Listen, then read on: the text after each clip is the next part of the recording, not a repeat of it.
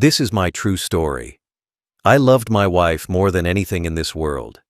We built a home together, dreamed of growing old side by side, and shared everything, even our silence. But one morning, everything changed. She said she was going to buy milk. She smiled, kissed my cheek, and walked out the door. That was the last time I ever saw her. Days turned into years, and years turned into decades. Then, after 37 years of waiting, I saw her again, in a photo that shattered my heart. Before I continue, tell me where you're watching from and what time it is. And please subscribe so my story can reach more people. It was an ordinary Sunday morning in 1988, calm, quiet, the kind of morning where nothing feels wrong. The sun slipped through the kitchen window, and the smell of coffee filled the air. She was humming while tying her hair, wearing her favorite blue coat, the one with the loose button I always promised to fix. Breakfast was simple: toast, eggs, and a small laugh about something neither of us would remember now. We had been married for 16 years. We had plans for that day, small ones, but ours. A walk to the park, a stop by the bakery, and then a movie in the evening. It was just another day in a long life that was supposed to keep going. When she said she was going to the store for milk, I barely looked up. It was normal. She did that every few days. "I'll be right back," she said. Her voice was light, warm, ordinary. She kissed my cheek before walking out the door. The sound of her car starting was the last sound I ever heard from her. I watched her pull out of the driveway, the blue coat flashing once in the sunlight. I didn't know I was watching the last moment of my old life. I waited for her to come back like anyone would. 10 minutes, 20, an hour. I thought maybe she stopped to talk to someone, or maybe she went to another store. When the clock hit noon, I made lunch and kept it warm. When it turned 3, I called the store. They said she hadn't been there. My chest tightened. I drove the route myself, expecting to find her car parked somewhere, maybe broken down, maybe waiting. But the road was empty. The evening came too fast. I called friends, her sister, her co-workers. Nobody had seen her. The police said it was too soon to file a report. "She's probably just gone for air," one officer said, as if people just vanish from a morning like that. I sat on the couch that night, staring at the door, listening for the sound of her keys. Every sound outside made me jump.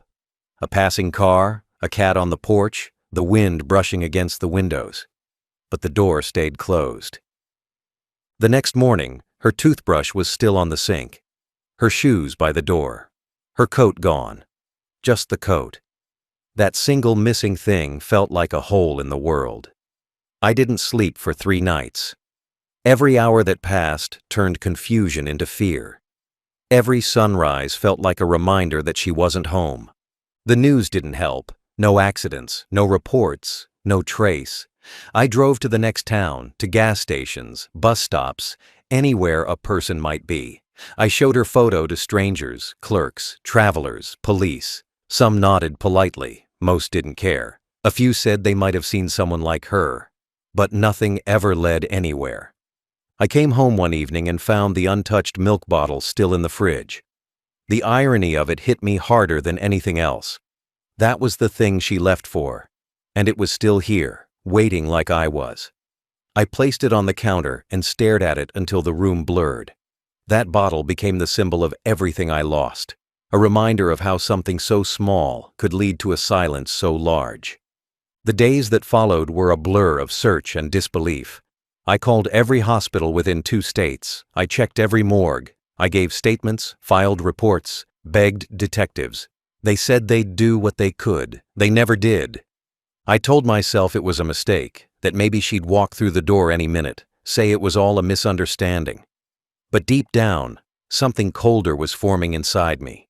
The realization that she was never coming back. That blue coat, that small kiss, that promise to return.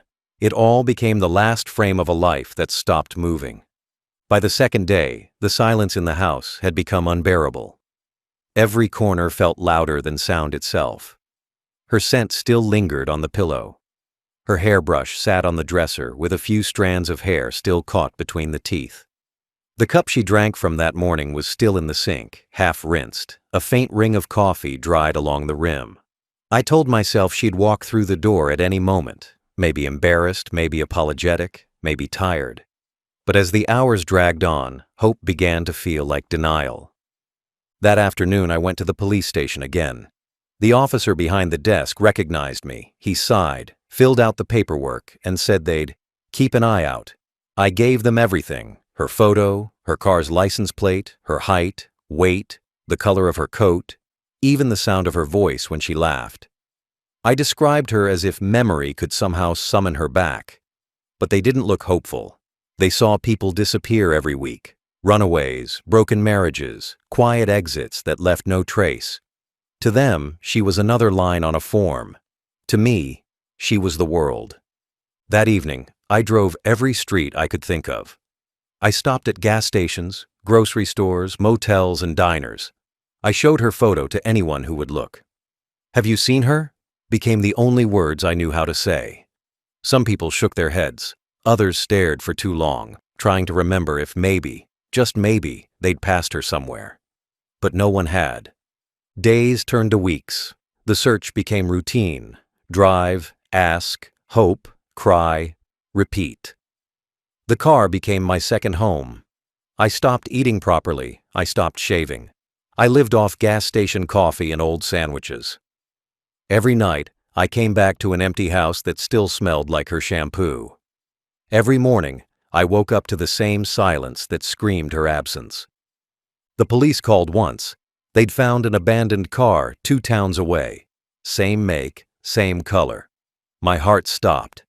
I drove there faster than I've ever driven in my life, but when I saw it, I knew it wasn't hers. The license plate was off by 1 number. I stood by that car for a long time anyway, staring at it like it could somehow give me answers.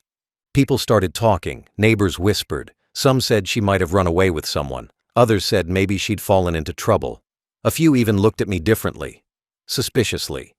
I could feel it every time I stepped outside. The pity, the judgment, the curiosity. I didn't blame them. People fear what they can't explain, and no one could explain how someone could vanish in daylight. Her parents stopped visiting. They couldn't bear to see me. Her sister called once a month for the first year, asking if there was news, if I had heard anything. But with time, her calls became fewer, then stopped altogether. It was as if everyone quietly decided she was gone. Not missing, just gone. The police stopped calling too. I went from being a desperate husband to an old case file collecting dust in a drawer.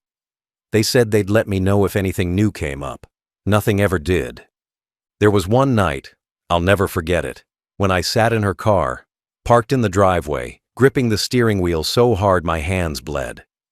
Her perfume was still faintly in the air. I turned on the radio, hoping for distraction, but every song reminded me of her. I turned it off and just sat there in the dark, watching the porch light flicker. The house looked dead. I realized then that I was living inside a grave built from memories. People say time heals, but that's not true. Time doesn't heal what it can't touch. It just buries it under more days, more seasons, more years, until the pain becomes part of the walls, part of your breath. She was gone. No body, no note, no goodbye. It was as if she had stepped out of this world and erased her footprints on the way out.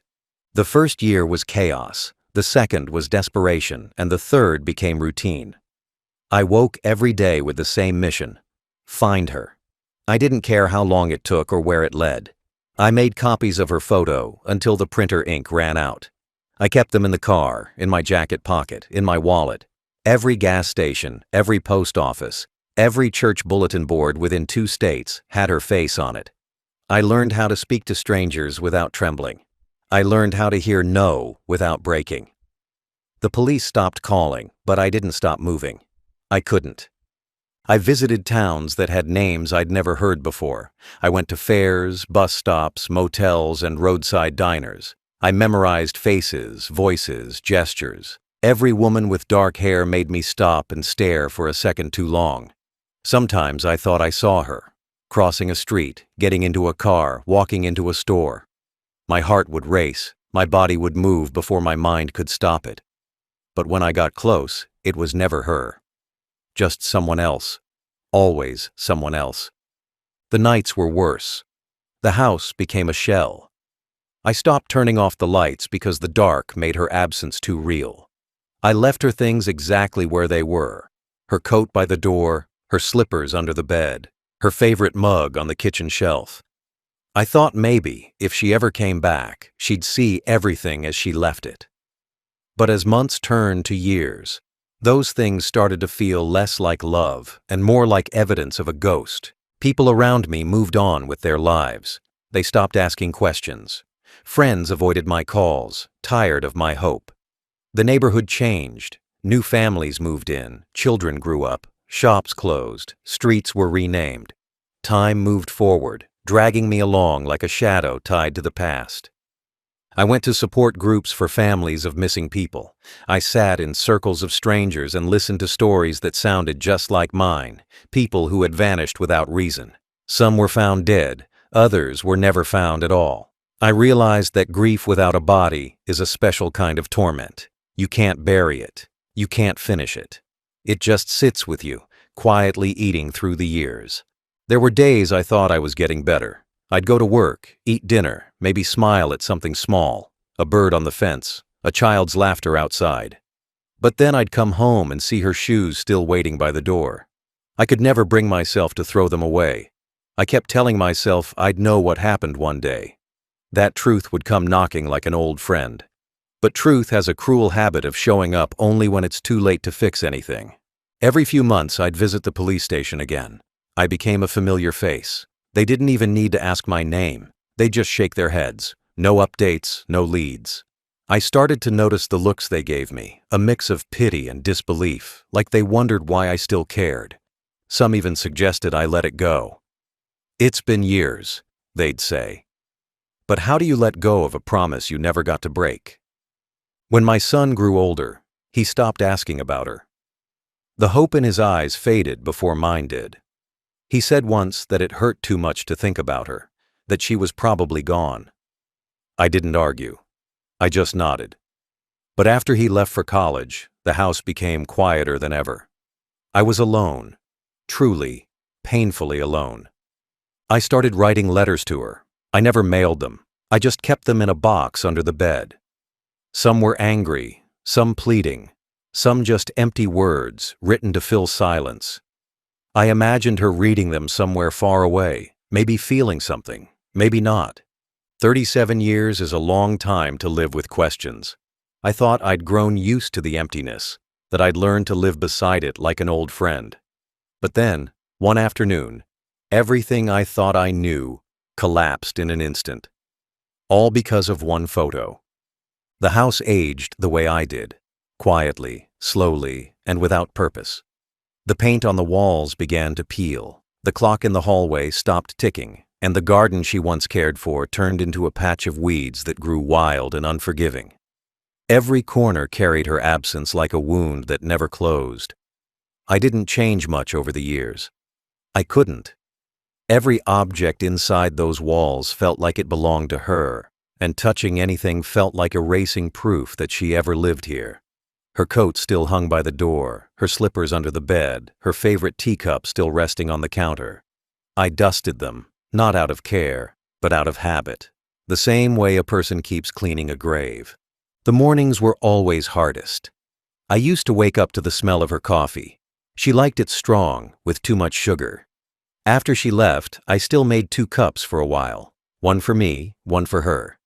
I'd sit at the table, stare at the empty chair across from me, and wait for steam to fade. After a few years, I stopped making the second cup, but I never stopped setting out her spoon. I don't know why. Maybe I was afraid that if I stopped completely, it would mean she was truly gone. The neighborhood changed around me. The people who once knew us either moved away or died. New families came, full of laughter and noise. Sometimes I'd hear children playing outside and feel something twist inside me. Not jealousy, not anger, just a hollow ache for a life that had slipped through my hands. I'd stand by the window and watch them, wondering if they'd ever understand what it's like to live inside a memory. Inside, the house became a museum of waiting. Her perfume still faintly lingered in the old curtains. Her handwriting was still on the grocery list pinned to the fridge. Milk, eggs, sugar. I left it there for decades. I could have thrown it away, I should have.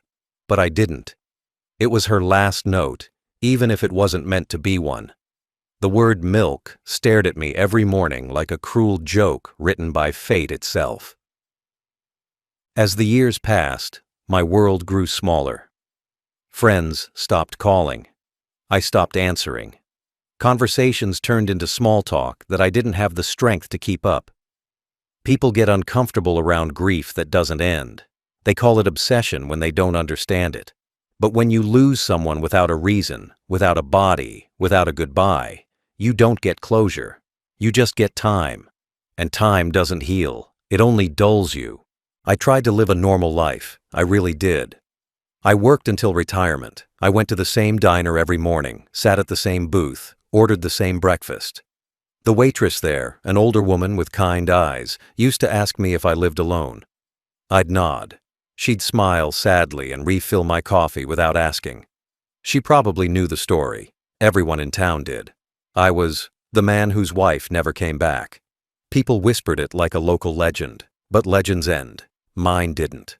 The seasons changed. Winters came and went. Summers turned the grass dry and yellow. I started forgetting small things, birthdays, appointments, even what day it was sometimes. But I never forgot her. I couldn't. Every time I saw a woman in a blue coat, my heart stopped for a second.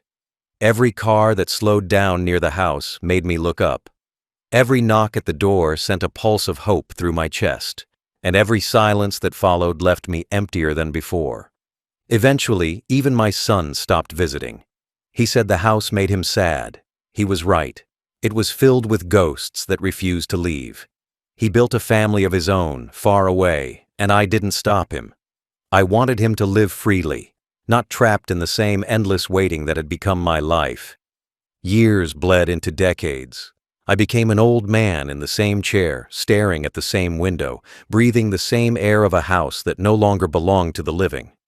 I didn't expect answers anymore. I didn't even expect peace. I just existed, one day after another, in the quiet shadow of the woman who said she'd be right back. There comes a point when waiting becomes part of your breathing. You don't even realize you're doing it anymore. You just exist in the space between what once was and what will never be. That's how the next 20 years of my life felt. I didn't live. I waited. I waited for a sound at the door, a familiar shadow, a letter that would never arrive. I kept her picture on the table beside my bed, the same photo we took on our 5th anniversary. She was laughing, turning her face away from the camera, sunlight catching her hair. That photo became the heartbeat of the house.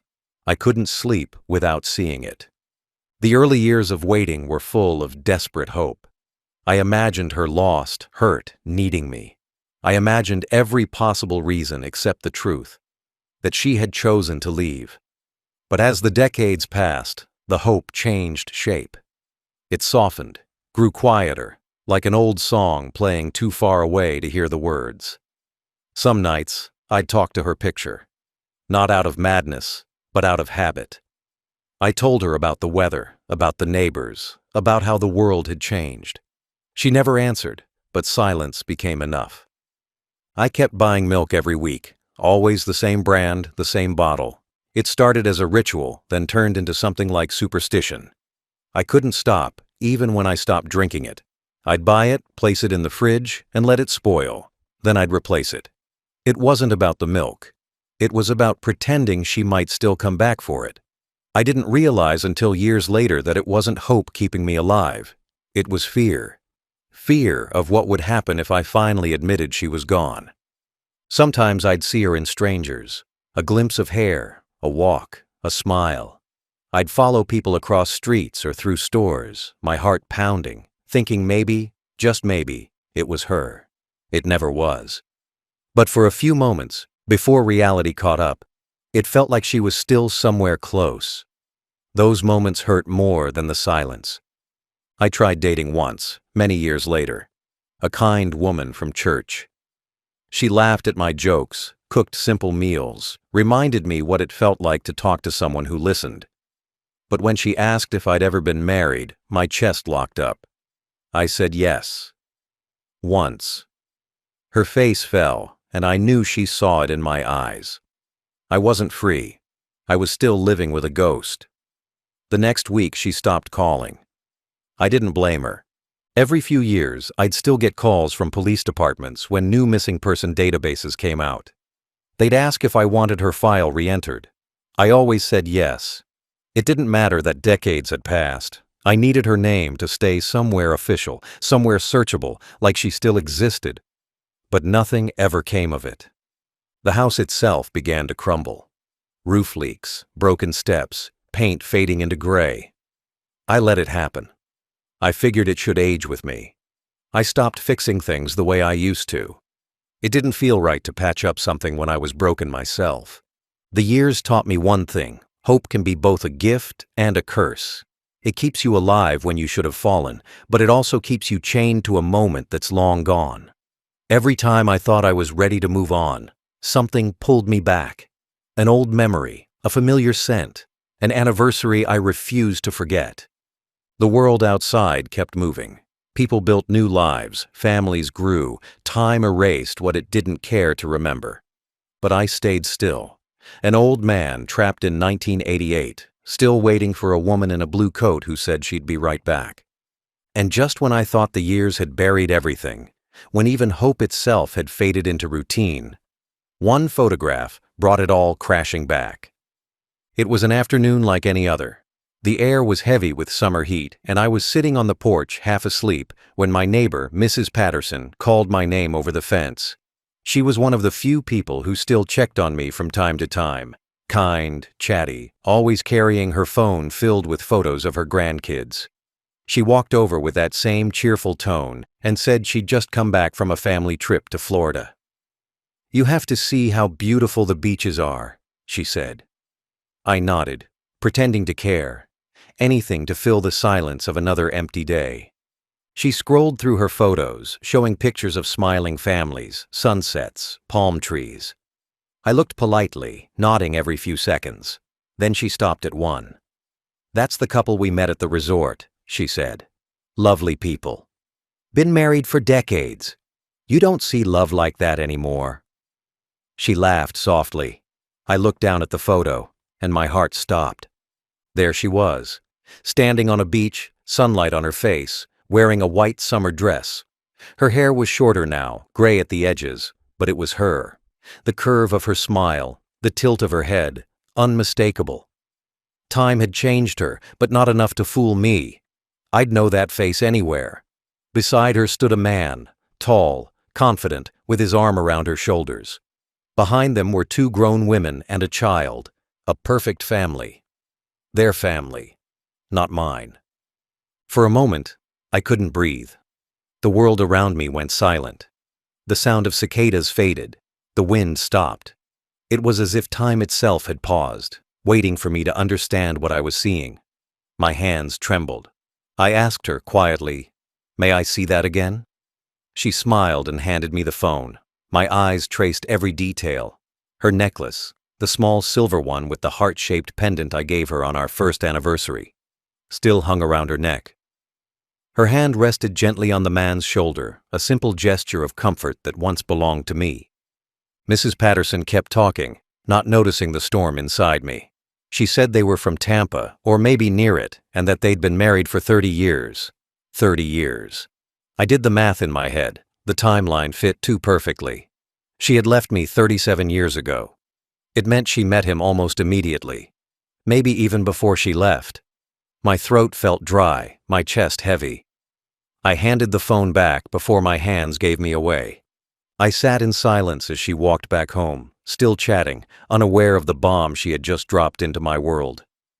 The moment she was gone, I stared out at the street, trying to steady my breathing. It felt like being left all over again, the same door closing, the same silence, only this time I was too old to chase after it.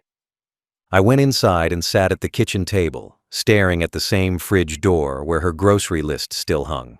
Milk, eggs, sugar. The word milk blurred as my eyes filled. 37 years. 37 winters, birthdays, empty holidays. 37 years of waiting, searching, hoping. And all this time, she was smiling in someone else's family photo. The betrayal didn't feel sharp. It felt hollow, like something collapsing inside me. It wasn't anger that came first. It was disbelief. Then, slowly, came the realization that she had never been lost. She had chosen this. She had walked out of one life and straight into another. I wanted to scream, to break something, to tear the years apart. But I couldn't.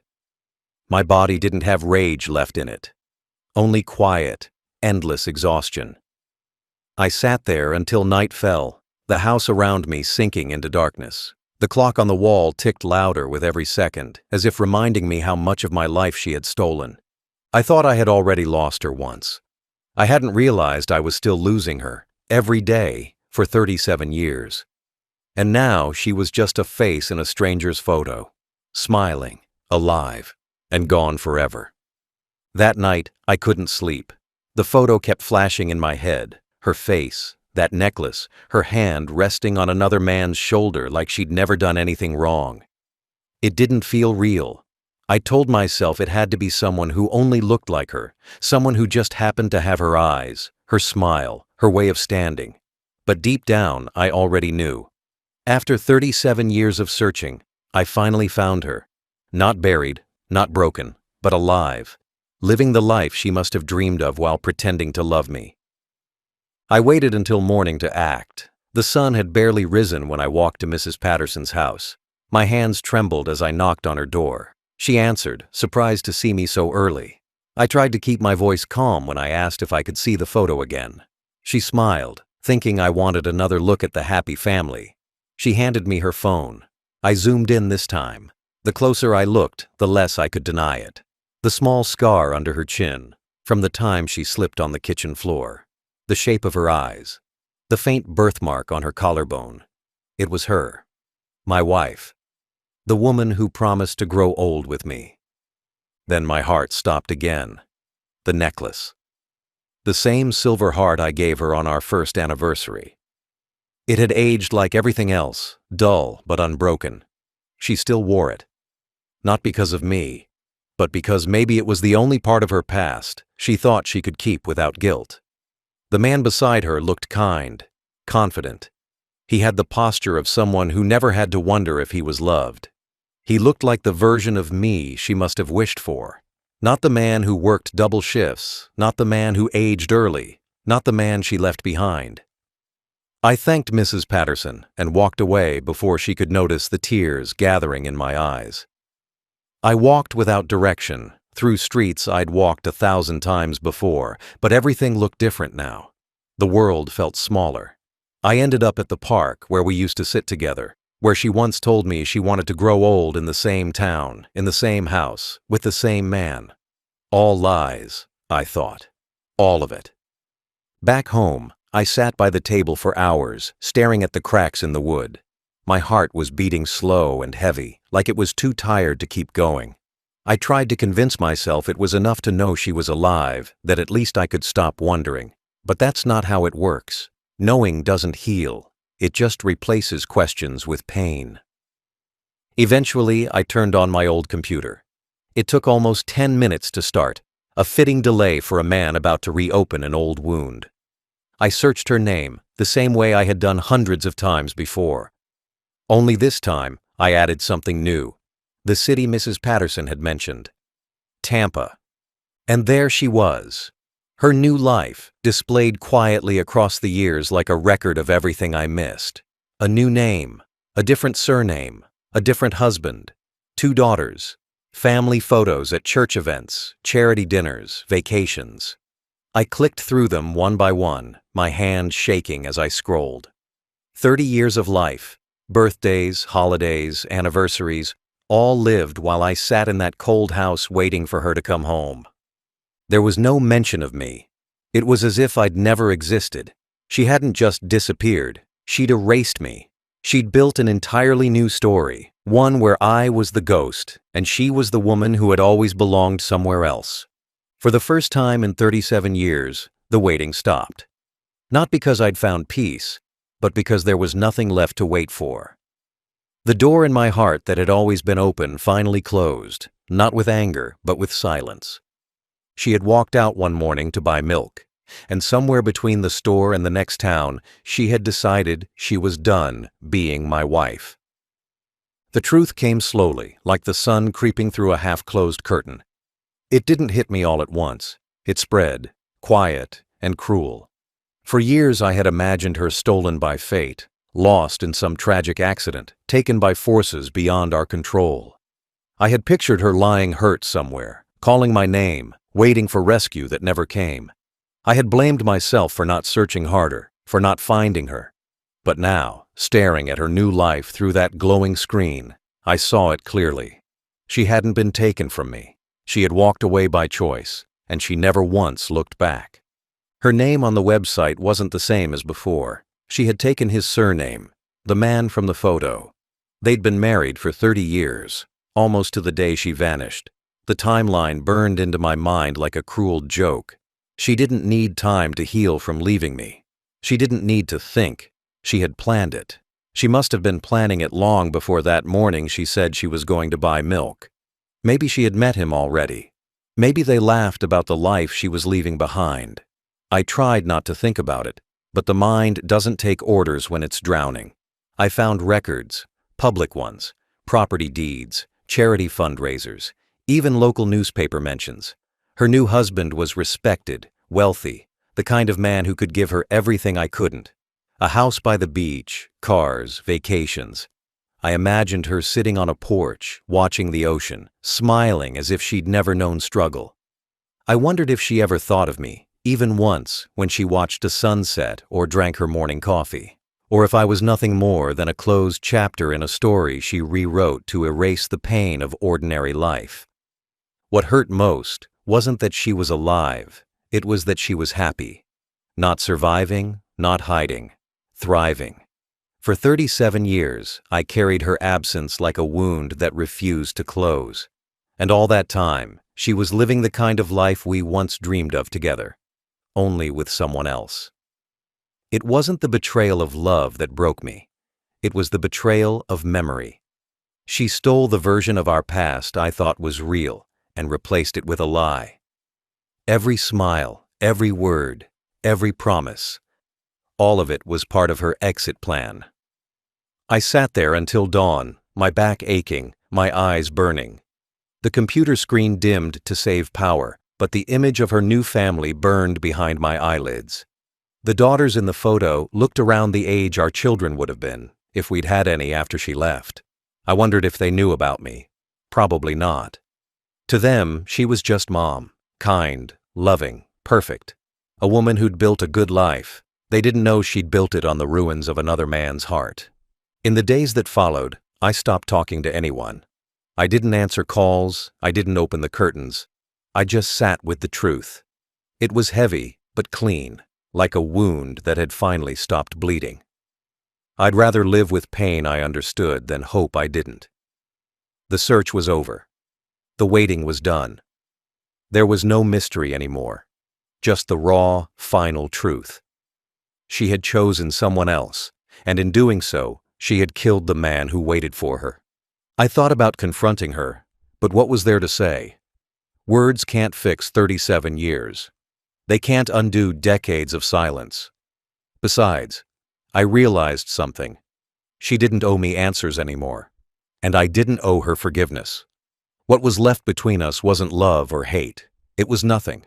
So I let her stay where she was, in that photograph, smiling among the family she built from my broken pieces. And I stayed where I was, in the quiet house she left behind, surrounded by ghosts that looked like memories. The truth wasn't freeing. It was final. And sometimes, final is the only thing that feels like peace. I waited a week before I did anything. I needed time to let the truth settle, to make sure this wasn't some cruel dream I'd wake up from. Every morning, I sat at the table with a cup of black coffee, staring at the photo I'd printed. The one of her smiling with that family.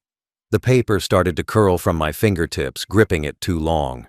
The woman in the picture looked peaceful, untouched by guilt.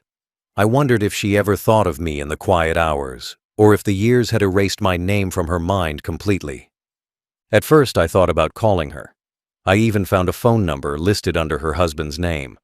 I wrote it down on a scrap of paper and kept it beside the phone for 2 days. But each time I looked at it, I felt smaller. What would I even say? That I'd waited 3 decades for a woman who never planned to come home? That I kept her things untouched, her photos framed, her coat still hanging by the door? Words couldn't fill the hole she left. They'd just make it deeper. So I did something quieter, something final. I took the same photo and placed it inside an envelope. On a single line beneath the printed image, I wrote, "You left for milk." I kept the door open. Now it's closed. Nothing else. No anger, no questions, no begging for answers, just the truth in its simplest form, a sentence that carried all 37 years of silence. I found her address easily. It was public record. A small white house near Tampa, with palm trees lining the driveway. I imagined her husband mowing the lawn on weekends, the daughters visiting with their children, laughter filling the rooms. I sealed the envelope and walked to the post office, moving slowly like my body already knew this was the last piece of her I'd ever touch. The clerk didn't even look up when I slid it across the counter. He just stamped it and tossed it into a pile. That was it. 37 years of waiting, sent away with one flick of a wrist. When I stepped outside, I didn't feel relief. Just quiet. The kind of quiet that follows a storm when everything is too broken to make noise. I walked home under a gray sky, the wind cold against my face. For the first time, I didn't leave the porch light on that night. For 37 years, that light had burned every evening, a signal, a promise that she could always come home. But not anymore. That light had been for her, and she didn't need it. She'd found her way somewhere else. Days passed, and I kept checking the mailbox, even though I told myself not to. Old habits die slowly. I half expected the envelope to return, unopened, marked with, "Address not found." But it never came back. She received it. I know she did. I could almost picture the moment she saw it. Opening the envelope, seeing the photo, reading the line, realizing the door she left open in my heart had finally shut. Maybe she stood there in silence, maybe she cried, or maybe she just threw it away. It didn't matter. That letter wasn't for her. It was for me. I didn't need revenge or confrontation. I needed an ending. After 37 years of living with a ghost, I finally buried her. Not in the ground, but in memory. There was a strange peace in knowing she'd never knock again, that the story was over. The house felt different after that, lighter somehow. I threw away her old things, cleared the shelves, even painted the walls. The air smelled new. I stopped buying milk every week. I stopped waiting for footsteps that never came. Sometimes I still think about her, not with anger, not even with sorrow, but with distance. Like remembering a story someone told me a long time ago. A story about a woman who walked away and a man who waited too long. And when I walk past the empty porch light at night, I smile to myself. Because it took me 37 years to realize something simple. Some doors don't need to be locked. They just need to be closed. She left to buy milk and never came back. That one small errand turned into a lifetime of emptiness. For years, I tried to understand why. Why someone who promised forever could walk away without a second glance. I looked for logic in heartbreak, for reason in betrayal. But there isn't any. People don't always leave because they stop loving you. Sometimes they leave because they never knew how to stay. I spent 37 years living inside that truth, learning it piece by piece, until it became the only thing left of me. The world around me changed while I waited. The neighbors who once asked about her moved away. The grocery store where she said she was going burned down and was rebuilt twice. The town got older, just like me. But time didn't heal anything. It only stretched the wound until it became part of who I was. Every new season carried her absence like a shadow. Spring smelled like her perfume, summer like her hair in the sun, autumn like the jacket she left behind, and winter like the silence she left me in. I used to think finding her again would bring closure, that seeing her face, even in a photograph, would untie the knot in my chest, but it didn't. The truth didn't heal. It hollowed me out. Because knowing she was alive meant she had chosen this life. A life without me. And that knowledge hurt more than any death ever could. Death gives you something to grieve. Abandonment gives you nothing but air. Yet in that emptiness, I found something unexpected. Peace. Not the kind that feels warm or kind, but the kind that comes from finally understanding what's over. For 37 years, I carried her ghost through every room, through every dream, through every lonely night. But the day I saw that photo, I realized the ghost wasn't her. It was me. I was the one haunting the past. I was the one who couldn't leave. And once I accepted that, the silence became softer. Sometimes I still sit by the window at sunset, the same window she once waved goodbye from. I don't wait anymore. I just watch the light fade. I think about how easily people can disappear from your life, how they can walk out the door and never return, leaving you with nothing but echoes and unanswered questions. And yet, life goes on. The seasons still change. The world doesn't stop for anyone's heartbreak. There's no anger left in me now, just understanding. She built a new life, and I built endurance. She chose freedom, and I chose patience. And somewhere between those choices, we both paid the price. She'll never know the years I spent keeping her memory alive, and I'll never know the moments she spent forgetting me. That's how the story ends. Two people living in separate worlds, bound by a silence that lasted almost 4 decades. I still keep the last photo of her, not the one I mailed, but the first one we ever took together. It's faded now, corners torn, colors dim. We're young in it, smiling, unaware of what time and choices would do to us. Sometimes I look at it and wonder if that version of her ever really existed, or if I only saw what I wanted to believe. Maybe love blinds us more than lies ever could. She left to buy milk, and that one sentence became the story of my life. 37 years later, I saw her smiling with another family, living a life that could have been ours. I didn't lose her to death or distance. I lost her to choice, and maybe that's the cruelest kind of loss. Final thought. She walked out of my door carrying nothing but a purse and a promise. I stayed behind carrying everything she left, the love, the years, the silence. She found her peace in another home, while I stayed where she left me, holding an empty glass that never filled again.